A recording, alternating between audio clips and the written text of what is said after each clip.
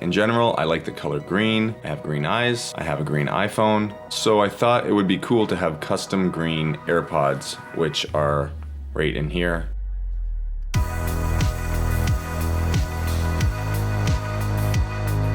I had no idea how to really do this properly, so this is a video showing how I turn my AirPods from this to this.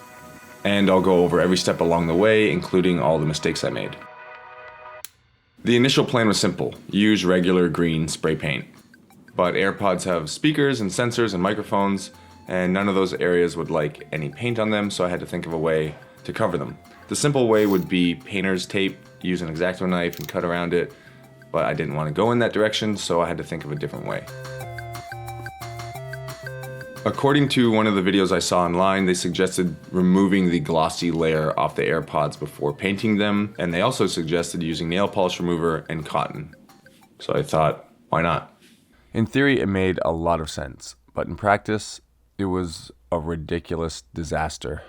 Basically, as it removed the glossy layer, it stuck the cotton to the AirPods, so it ended up looking like a furry mess.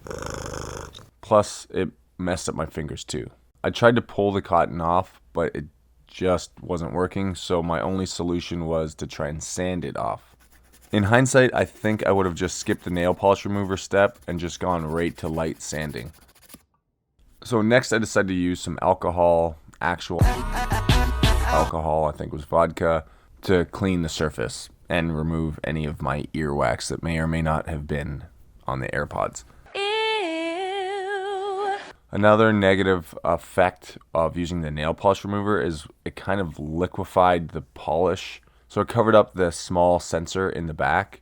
So I didn't have the right tools, so I used what I had to try to clear that area. I don't care. Now it was time to paint. And although the color didn't match my iPhone perfectly, it was close enough. I used the adhesive putty and molded it into the microphone and speakers. And to cover the sensor that tells the AirPod if it's in your ear or not, I decided a good solution for that little tiny dot would be wax. So I used a birthday candle. The guys are freaking genius, MacGruber! So this is what my AirPods look like before I applied the paint. Very odd, very strange, but I was happy with it. I also used the adhesive to allow the AirPods to stand upright on the board that I was going to be spraying on. But this setup didn't allow the paint to reach every nook and cranny of the AirPods. So I kept spraying and spraying. I tried a different approach with the other AirPod. This time I used a thread of string and allowed it to dangle as I sprayed it. This did work better, but it turns out the first one I sprayed, it got fingerprints on it and just had too much paint on it, and it looked like... So I realized I had to repaint. So I sanded off most of the paint, and before painting again, I tried applying less putty to the sensitive areas. I was happy with the lower profile look, and it allowed paint to get to more areas of the AirPod.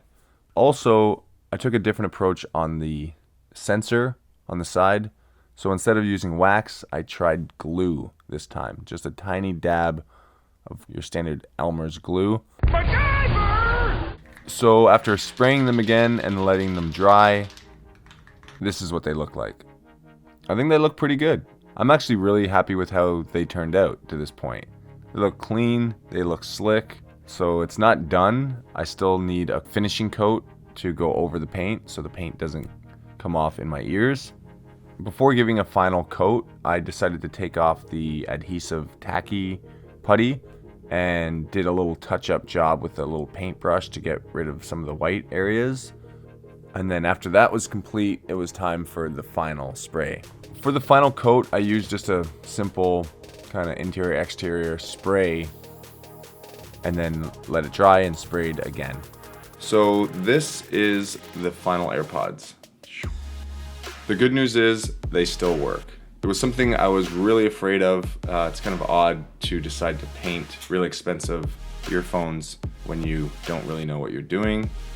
But this is what they look like, and I'm pretty happy about it. So here's a list of some things I learned and what I would do differently the next time. I definitely wouldn't use nail polish remover and cotton again. That was a disaster. I would have just sanded.